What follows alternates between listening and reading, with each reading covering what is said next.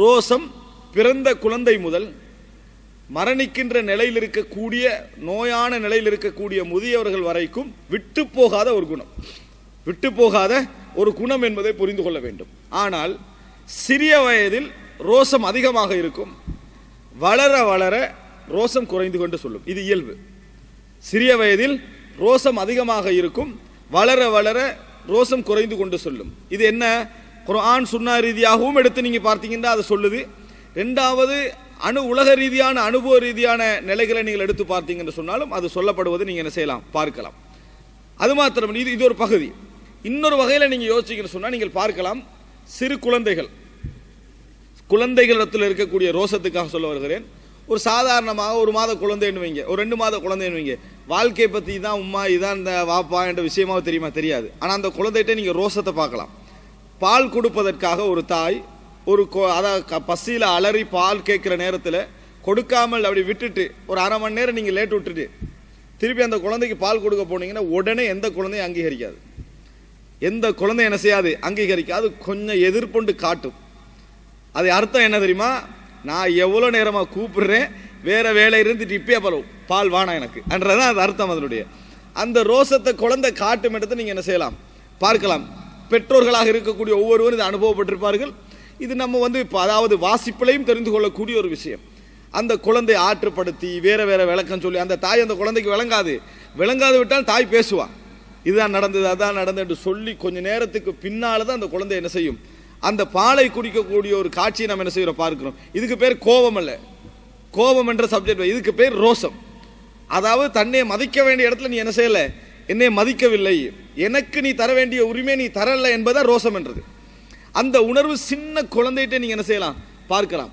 அதே போல ஒரு அளவு குறிப்பிட்ட வளர்ந்த பின்னால வீட்டில் ஆங்காங்க எல்லா பொருளும் ஆங்காங்க வீசுபட்டிருக்கும். அந்த கணக்கே இல்லாம பொருள், பெருமதியான பொருள் கணக்கு இல்லாம இருக்கும். ஆனா அடுத்த வீட்லேருந்து ஒரு சின்ன குழந்தை அந்த வீட்டுக்கு வந்துட்டா இந்த குழந்தைக்கு அதெல்லாம் பெருமதியா மாறும். பெருமதியா மாறி அப்படி அதை தொடாத இதை தொடாத அப்படி என்றே நின்றுக்கும். இதனுடைய அர்த்தம் இது என்னது, கோபப்படுறதுக்கு அதில் என்ன இருக்கு, எதுவும் இல்லை. ரோசம், எனது பகுதி, என்னுடையது, இதுல எனது உரிமை என்ற பகுதி இருக்குதே, அதையே சில தாய்மார் என்ன செய்வாங்கன்னு சொன்னா, அது நடந்து முடிஞ்சோடனே குழந்தை ரோசத்தில் இருக்குமா, பாவமா அடுத்த புள்ள தானே தங்கச்சி தானே அப்படின்னு சொன்ன பிறகு கொடுப்பான். என்னட்ட கேட்டு நீ எடுக்கணும், யார்கிட்ட கேட்கணும், என்னிடத்துல கேட்க, நீயா எடுத்தா எனக்கு ரோசம் வரதான் செய்யும், என்னட்ட கேட்க. அதுக்கு பின்னால கொடுக்கக்கூடிய 1000 பிள்ளைகளை நீங்க என்ன செய்யலாம், பார்க்கலாம், கேட்டு எடுக்கணும். அந்த பிள்ளைக்கு சொல்ல தெரியாது, ஆனால் இயல்பான ரோசம் இருப்பது நீங்க என்ன செய்யலாம், பார்க்கலாம். சொன்ன அந்த விஷயம் என்ன செஞ்சிருது, சரியாகிறது. கேட்டு உங்களோட தான், இது உங்களுக்குரியது தான், கொஞ்சம் கொடுப்போம்னா எனக்கு கேட்டுக்கொள்றதை நம்ம பார்க்கிறோம். இந்த மாதிரி பல கட்டங்களை நீங்கள் பார்க்கலாம். வீட்டிலிருந்து ஒரு பொருளை எடுத்து போகக்கூடிய நேரத்தில் கூட குழந்தை என்ன செய்யும், சண்டை பிடிக்கும். அதுக்கு பின்னால அந்த தாய் அதை சமாதானப்படுத்தி அதுக்கு ஒரு விளக்கம் சொல்லி இது உங்களுடைய தான், இதை விட பெருசு ஒன்று உங்களுக்கு கிடைக்குன்னு சொன்னா தான் அந்த குழந்தை அமைதியாக இருக்கிறத பார்க்கலாம். இதெல்லாம் என்ன அர்த்தம், அந்த டைம்ல போட்டு போன போறோம் இப்படியாடா செய்வாயின்னு அடிச்சு 4 அடி அடிச்சா நீங்கள் ரோசத்தை சரியான முறையில் புரிந்து கொள்ளவில்லை, அந்த குழந்தை சிறந்த முறையில் பண்படுத்தப்பட மாட்டாது என்பதை என்ன செய்ய வேண்டும், நாங்கள் புரிந்து கொள்ள வேண்டும். இதற்கு பேர் ரோசம், கைராண்ட் அரபுல சொல்வார்கள், இதற்கு பேர் ரோசம். இந்த ரோசம் என்பது வெறுமனே ஒரு குழந்தையோட வாழ்க்கையில் மட்டுமல்ல, ஒரு மனிதன் ஒழுக்கமாக வாழ்கிறான் என்றால் அந்த பின்னணி என்ன தெரியுமா, ரோசம் அவன்கிட்ட இருக்கின்ற அர்த்தம். ஒரு மனிதன் ஒழுக்கமாக வாழ்கிறான் என்றால் அதுல அர்த்தம் ஒரு நல்ல மார்க்கத்தை படிச்சுக்கிறாரு, நல்ல மார்க்கத்தை விளங்கி இருக்கிறாரு, நல்ல மார்க்க அறிவு இருக்குன்னு அர்த்தம் அல்ல. அதனாலதான் மார்க்க அறிவோட ஒழுக்கம் கெட்ட வேலை செய்யறவன் நிறைய பேர் நம்ம பார்க்கிறோம். மார்க்க அறிவு மார்க்க விளக்கம் எல்லாம் இருக்குது, ஆனா எது இருக்காது, ரோசம் இருக்காது. ரோசம் இல்லை என்று சொன்னால் அவனிடத்துல என்ன செய்யாது, அதாவது வெட்கமும் இருக்காது. ரோசம் இல்லை, ரோசத்தை இன்னும் நீங்க நல்லா புரிஞ்சுக்கணும்னு சொன்னால் ரோசம் என்பது நல்ல குணங்களுடைய ஊற்றுன்னு விளங்குங்க.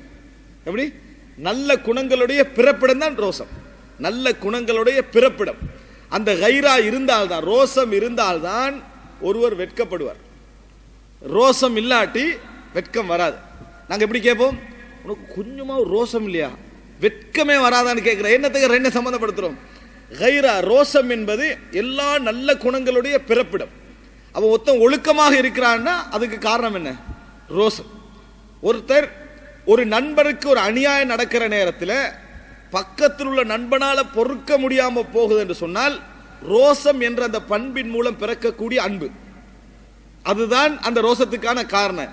எவன் எப்படி போனாலும் சரி என்று இல்லை. உதாரணமாக சிரியா மக்கள் இப்படியெல்லாம் கொடுமைப்படுத்தப்படுகிறார் நேரத்தில் இங்கே நம்மளுக்கு உடம்பு கொதிக்குது என்று சொன்னால், உள்ளத்தில் ஒரு விதமான நெருடல் வருகிறது என்று சொன்னால், இஸ்லாமிய சமுதாயத்தின் மீது எங்களுக்குள்ள பற்று ரோசத்தின் விளைவாக அதை என்ன செய்து வரக்கூடிய ஒரு நிகழ்வை பார்க்கிறோம். ஒரு சமுதாயத்தில் ஒழுக்கமாக ஒருவன் இருக்கிறான்னு அதோட பின்னணி அதுதான்.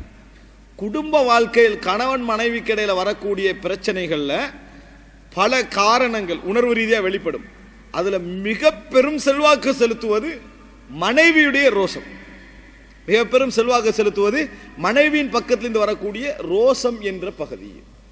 இதை சரியாக ஒருவர் புரிஞ்சு கொள்ளலை என்று சொன்னால், பல இடங்கள்ல 3 விதமான நிகழ்வுகளுக்கு ஒரே விதமான முடிவு என்ன செய்வார், எடுப்பார். இது மிக முக்கியம்.